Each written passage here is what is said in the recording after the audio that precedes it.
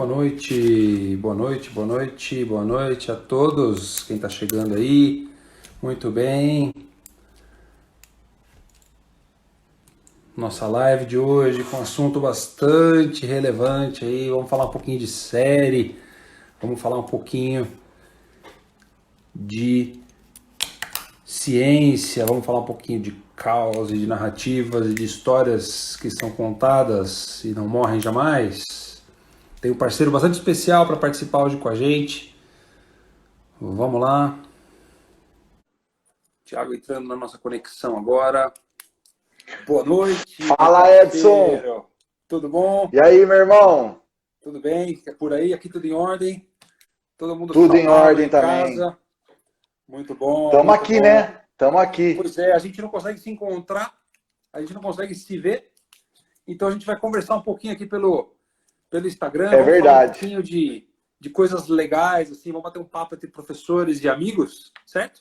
Sim, com certeza, com certeza. Longa história aqui já, né? Muito tempo. Os temas que a gente escolhe, eles podem ser debatidos em 10 horas, em 12 horas, em curso de um ano, ou um bate-papo de meia hora, trocar uma ideia e trazer um pouquinho de conteúdo, um pouquinho de novidade para os nossos alunos, para quem está aparecendo aí para acompanhar, para quem gosta de televisão, para quem gosta de ciência. É um debate que fica bom para todo mundo. Mandar um beijão para a Cíntia aqui, minha comadre. Pois é. Legal demais. Legal. Chegando aí, ó, muita gente chegando para nossa live. Brunão. Olha só, legal, hein? Muito bom. A gente vai falar hoje de Chernobyl, a série da HBO. A série da HBO que foi lançada em 2019. Uma minissérie, considerada minissérie, que é a série em 5 episódios, 5 diferentes capítulos. E uma série que estreou aí com uma produção grande, divulgada, trazendo um tema antigo, um tema lá de trás, da década de 80, do acidente com a usina nuclear, a explosão. A história é tão obscura, não é? Uma história tão obscura que, na verdade, a gente pode dizer que a gente tem uma minissérie cuja temática é a temática da mentira. Apesar de ser uma coisa científica, apesar de ter dados, ser uma notícia jornalística, a explosão de Chernobyl e tudo que aconteceu com aquelas pessoas que viviam lá, a gente tem uma temática que é a temática da mentira, a temática da manipulação das informações. Não é? O que você tem a dizer sobre isso, meu amigo? Eu acho que eu acrescentaria uma coisinha a mais. Eu acho que a temática do negacionismo é mais ainda do que a mentira, né? É você achar que a mentira possa alterar a realidade, os fatos, né? Que é uma coisa assim que a gente vê o tempo todo na série, que aceitar o que aconteceu parecia que era algo assim, que você estava fazendo algo ruim, sendo que é o fato, aconteceu e agora tinha que ser trabalhado para consertar aquilo lá.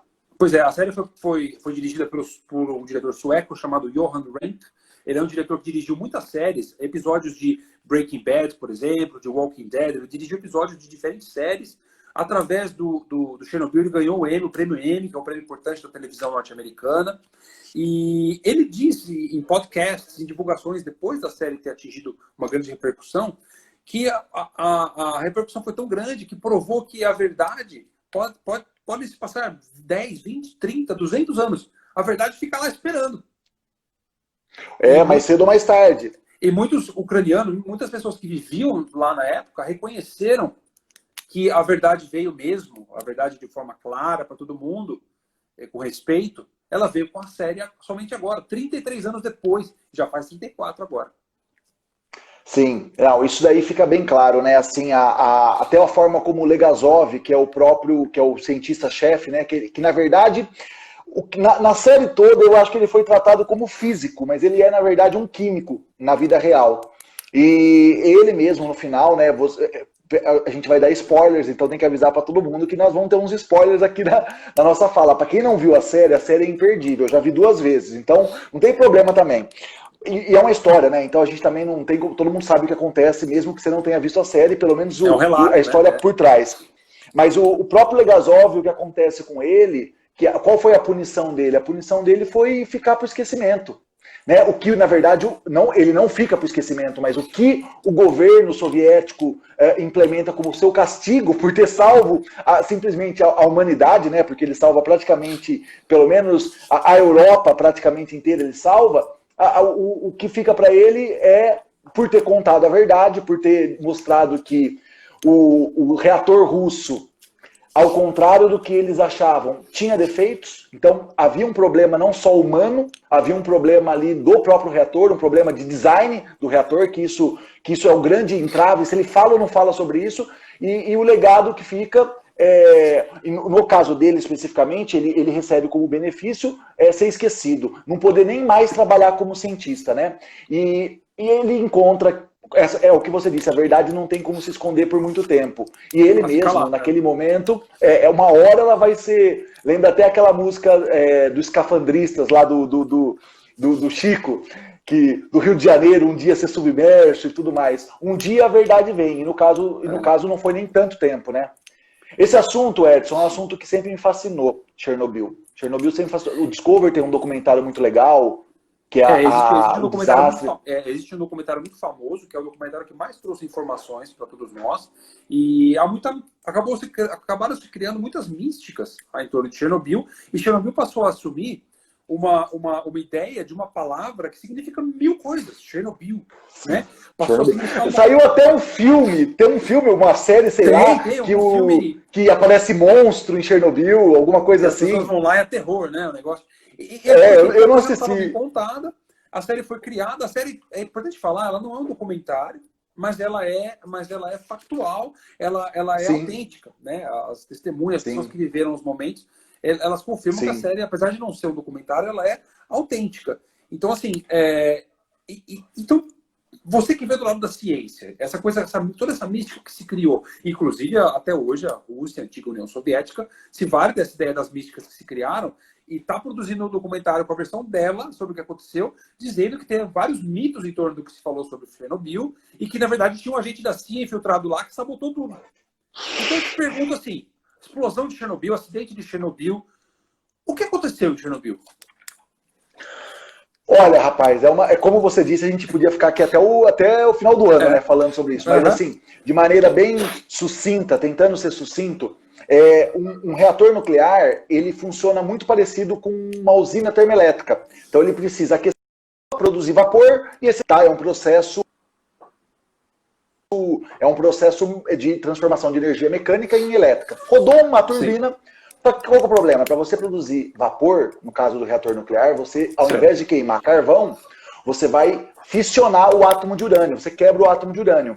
É um processo que, na quebra do átomo, uma parte da massa do átomo ela desaparece. E aí você vai lembrar daquela equação E igual a mc quadrado. Todo mundo conhece, E igual a mc quadrado. Sim. Quando essa massa desaparece, a massa da equação do E igual a mc quadrado ela vai virar energia. Ela vira calor. Um pouquinho de massa que vira calor, mas é muita energia. O que acontece é que essa energia aquece a água produz vapor e tudo mais. E aí, lá no reator, o que eles iam fazer? Eles iam fazer um teste. Um teste de trabalhar com o reator em baixa potência. Para quê? Para ver, porque, por exemplo, em Fukushima, Edson, no Japão, quando houve o acidente do tsunami, se eu não me engano, em 2013... Foi o terremoto, né? Foi terremoto, um terremoto que, 2011, na verdade, 2011. Foi em 2011, em alto mar, e aí houve uma grande onda que invadiu a usina de Chernobyl, que inclusive, de Fukushima, que inclusive estava preparada para receber um tsunami, mas não um tsunami daquela magnitude. E aí aconteceu que a usina foi alagada. O que acontece? O fornecimento de energia externa não tinha mais. O que eles precisaram fazer? Usar geradores, porque tem uma coisa importante. Edson, quando você desliga um reator nuclear, você para de produzir energia elétrica. Mas a reação que ocorreu ali, ela produz o que a gente chamaria vulgarmente de lixo nuclear. Esse lixo nuclear são isótopos que eles vão passando por um processo de decaimento, eles vão emitindo radiação. E nesse processo eles produzem calor. Não dá. Por exemplo, o urânio ele quebra e vai virar criptônio e bário, que são dois elementos químicos. Eles têm uma série de decaimento que eles vão terminar até virar chumbo. Então nesse processo eles vão virar um monte de coisa. É um elemento virando outro e emitindo radiação. Então mesmo que a reação não ocorra, você nunca pode deixar de manter o reator refrigerado. Então, a água no reator tem que ir o tempo todo para roubar o calor. O que aconteceu? Eles foram fazer um teste e desligar o reator. E aí o que acontece? O reator deveria ficar numa potência de, vou até ser preciso, 300 megawatts. O que acontece? Tem toda uma questão técnica que eles produziram uma substância... Esse teste era para ter sido feito de manhã. No turno da manhã. E ele acabou sendo feito... capítulo fica bem claro na série, né? Essa discussão. Isso. Ele foi todo preparado para ter sido feito de manhã. Então o reator trabalhou, aí em Kiev veio a ordem de que não poderia ser reduzida a potência porque o sistema de energia precisava de energia. Então eles não iam poder fazer o teste. Adiaram o teste para 10 horas mais tarde. O que era o correto numa situação dessa? Cancela o teste. Espera 24 horas e aí faz o teste de novo. Você lembra da história que os 3 envolvidos, os 3 engenheiros-chefes, me esqueci o nome agora, o Legasov, Dyatlov, que é o grande operador ali, e os caras que tem 2 acima deles. Eles queriam fazer o teste porque eles estavam interessados numa promoção, que eles iam subir na escala.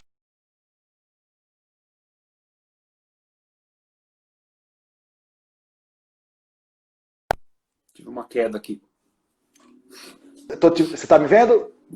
Tô te vendo, estamos levando. Legal.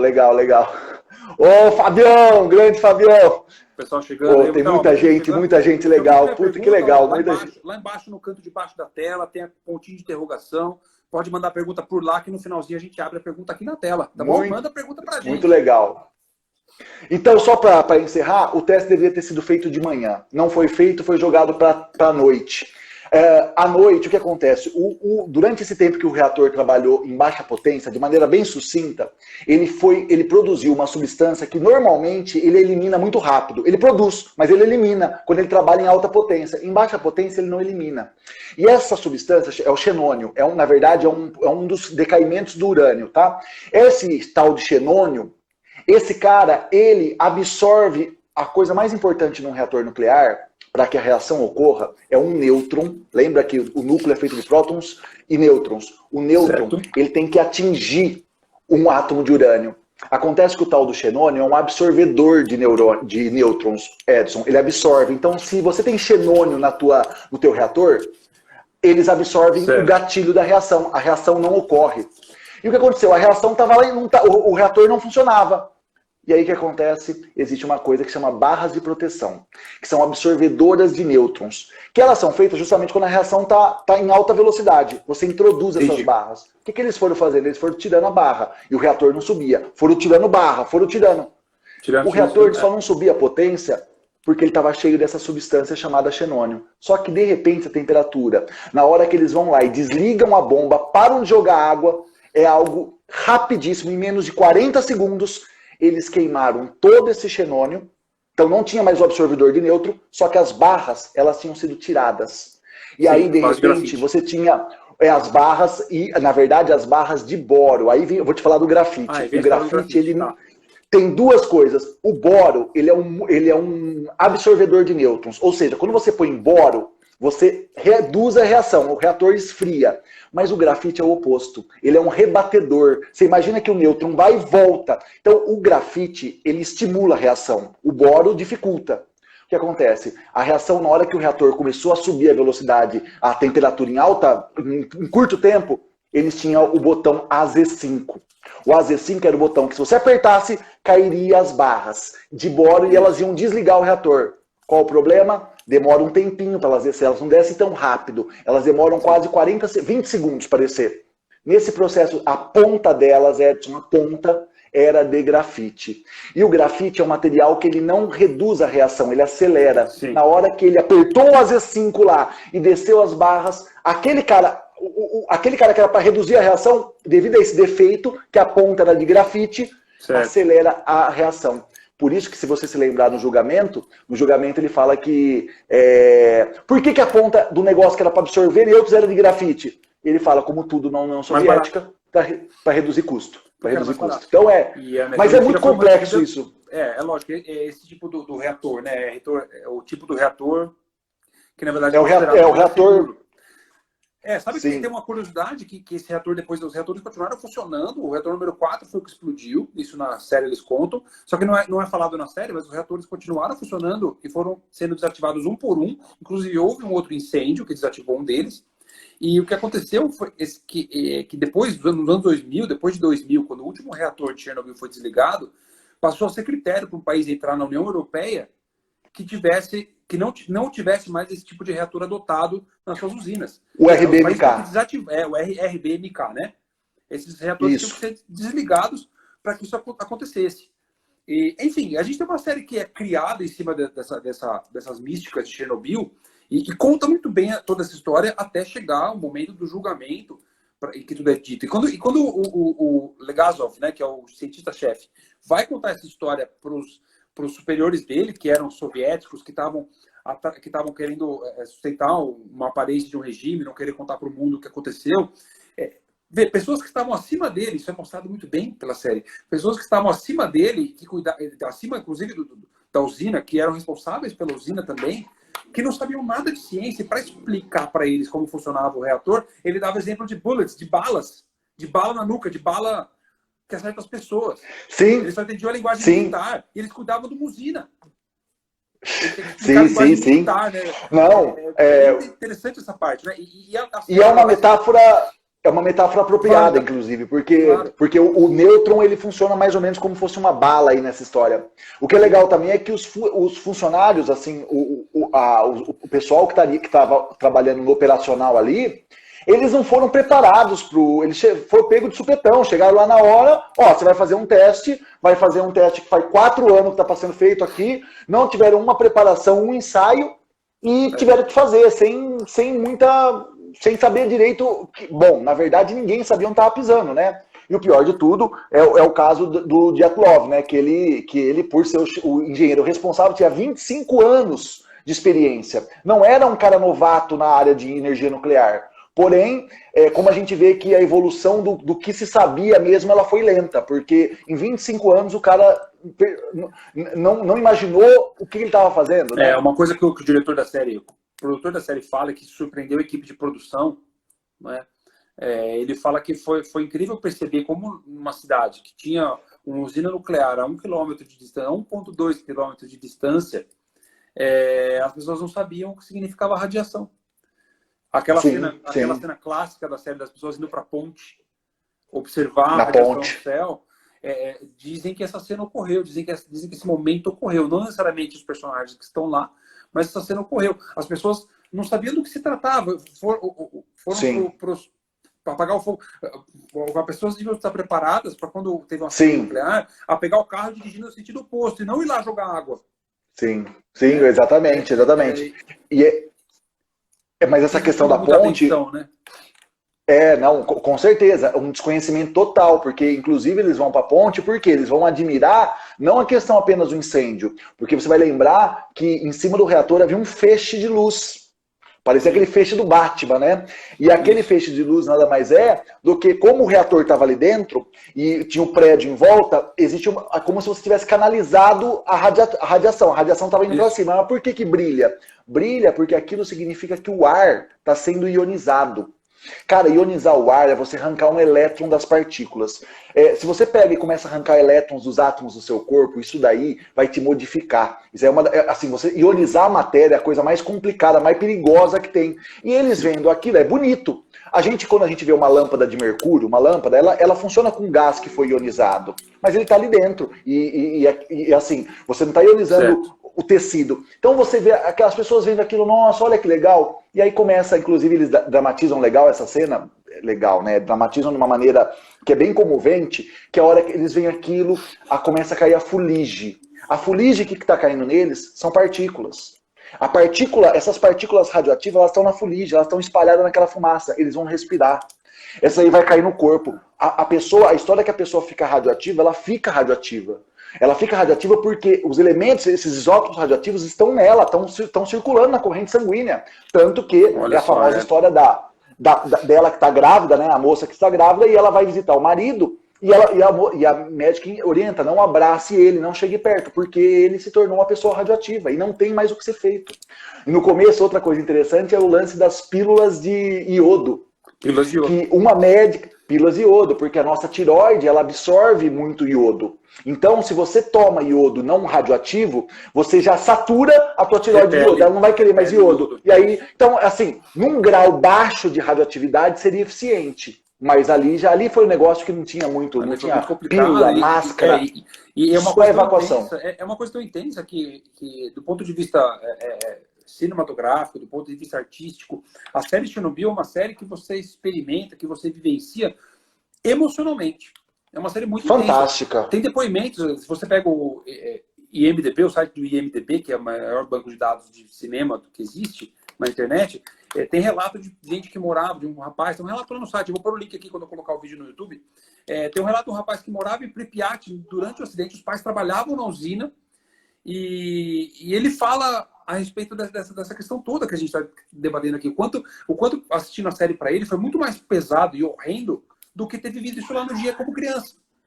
Eles acordaram de manhã, foram para a escola, estou com uma sirene aqui e ali, um incêndio sendo apagado, mais um dia inteiro na escola normal. No dia seguinte, à tarde, que foi evacuar, falava que ia sair da cidade por uns dias, para não levar nada mesmo. Então, assim, foi uma coisa que a gente viveu sem vivenciar de verdade, na pele, na hora. Então, depois as consequências. Sim. Centenas de milhares de vidas estavam sendo desperdiçadas ali. Sim. Mas a série, Sim, não, a série mostra de um jeito, ou a gente hoje com as informações que a gente tem, a série mostra de uma forma e condensa em poucos episódios, que fica muito intensa e fica emocionalmente pesado de assistir até, inclusive. Sim, né? sim, muito, muito. Não, o grau de dramaticidade da série, assim, essa questão cinematográfica é fantástica. Só eu tô vendo aqui meu grande amigo Marcelão falando aqui que a proteção de plástico ela pode conter radiação partículas alfa e beta. E é verdade. O que eu estou referindo, Marcelo, é que numa situação em que você tem o ambiente contaminado, o gás que você respira tem partículas, né, que já vão estar carregadas, os isótopos vão estar espalhados, não tem muito o que a gente fazer colocando uma máscara ou não, né? Porque é tanta radiação que esse tipo de proteção ela acaba sendo inócua, né? Numa situação como essa. Foi muito intensa Agora, a quantidade de radiação, né? O Edson, essa série você falou da questão né, dela, da toda a dramaturgia que fizeram. Eu achei fantástica, assim, a questão de até os helicópteros russos eles colocaram enferrujados, assim, já parece o helicóptero russo aquela coisa meio ferrujada. Não, é fantástico a fidelidade, né? Sabe que tem a questão do helicóptero que caiu, né? Por conta da radiação. Que caiu mesmo. Sabe que houve mesmo? Na verdade, foi num outro dia, não foi no momento da série. Isso foi uma adaptação. Né? A gente sabe quando um roteirista adapta um livro, por exemplo, para fazer uma série ou um filme, ele destrói, ele mastiga. Ele destrói não necessariamente no mau sentido, mas ele destrói para fazer a sua roteiro, a sua trama.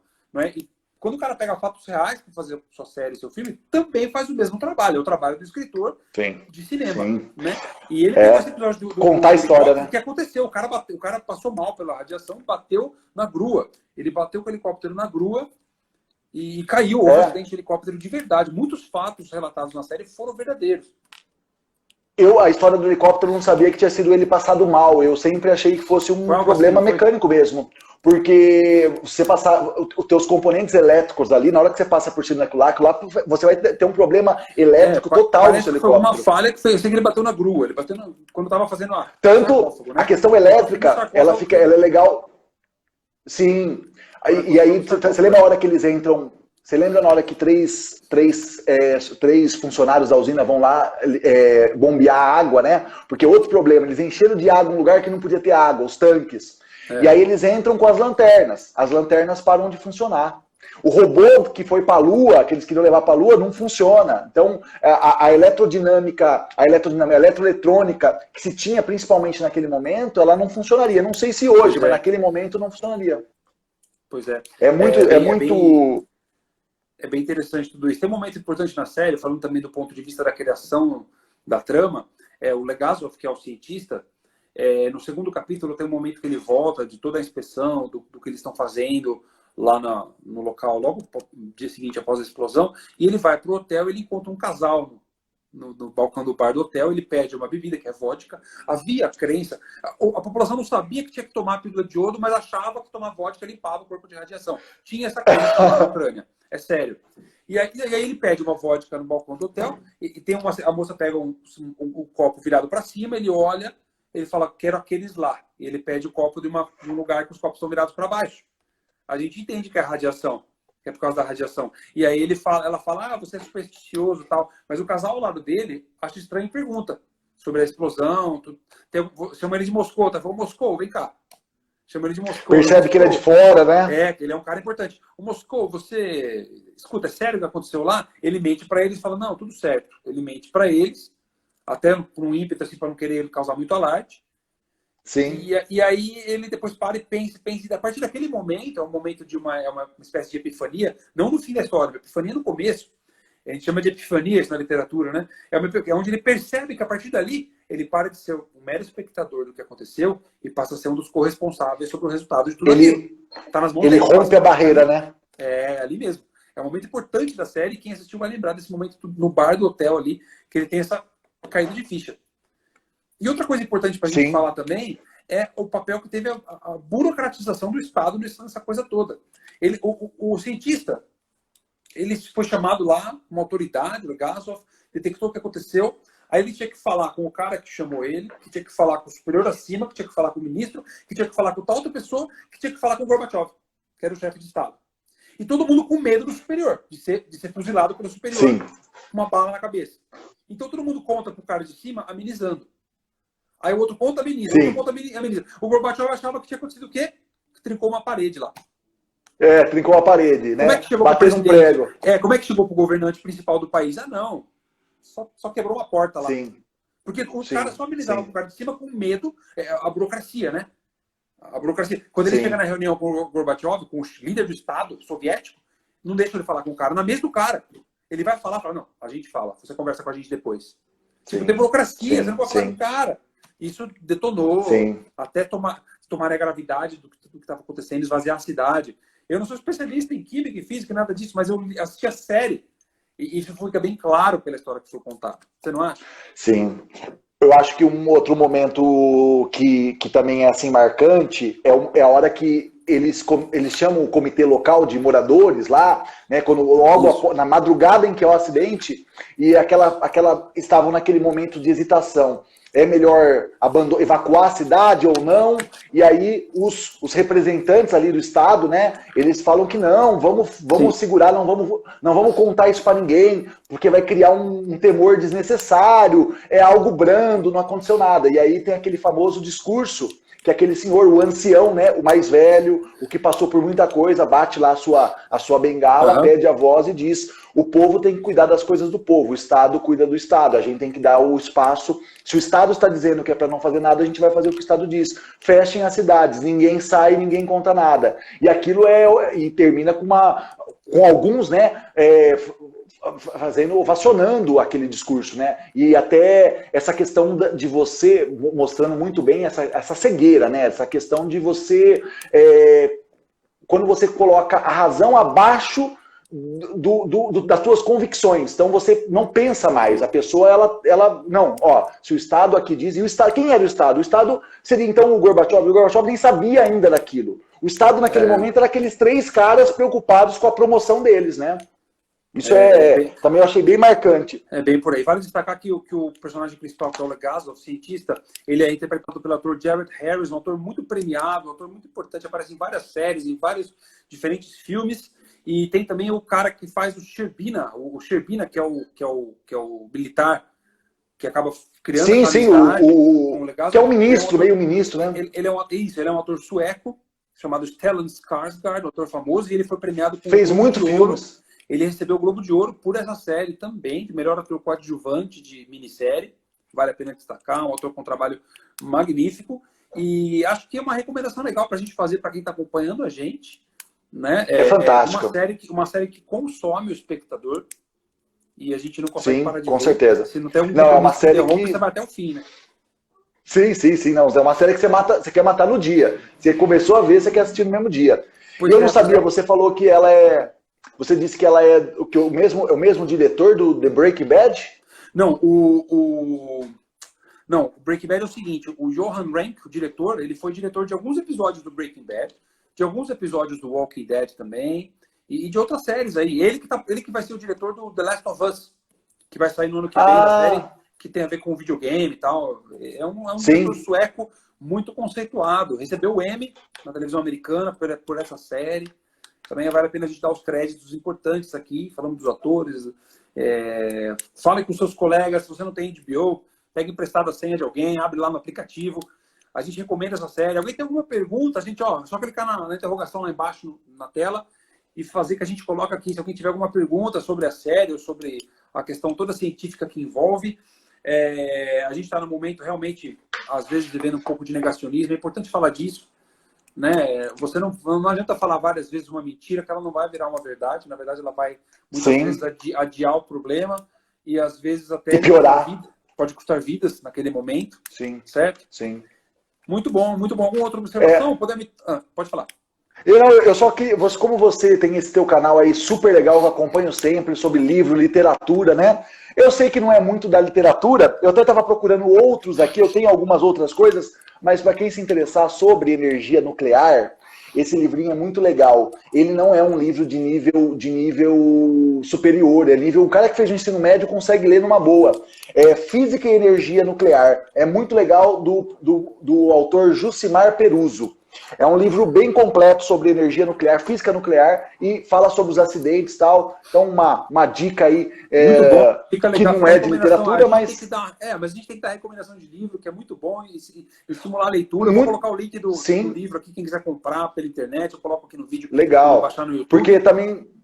Sim, com certeza. É muito bem escrito, é um livro muito bem escrito, muito legal de ler. Muito gostoso. Muito bom, legal. Então, ó, pessoal, obrigado pela participação. Thiago, foi muito bom encontrar você, nem que seja assim, não é? Nem que seja assim, fazer o quê, né? Mas com certeza a próxima vez, se Deus quiser, ou as próximas já vamos tá junto. Não vai escapar. Estaremos juntos, certo? Legal, foi muito bom estar com você. Pessoal, obrigado por quem participou. Curtam o nosso vídeo aí. A partir de amanhã eu vou mandar o link, vai estar no YouTube também para quem quiser acompanhar. Sigam o nosso colega Thiago Física aí para acompanhar o seu trabalho, que também é bastante interessante. E eu agradeço vocês aí pela participação. Thiago, boa noite, aquele abraço e vamos ver o Palmeiras agora. Edson, vamos lá ver o Verdão, Edson. Vamos lá que o São Paulo já caiu fora, hein? Grande abraço, meu amigo. Fica com Deus aí. Valeu. Sim. Eu tô contando uma notícia boa pra você aqui. Valeu. Edson, grande abraço, meu irmão. Gente, até a próxima. Abraço para todo mundo. Muito obrigado.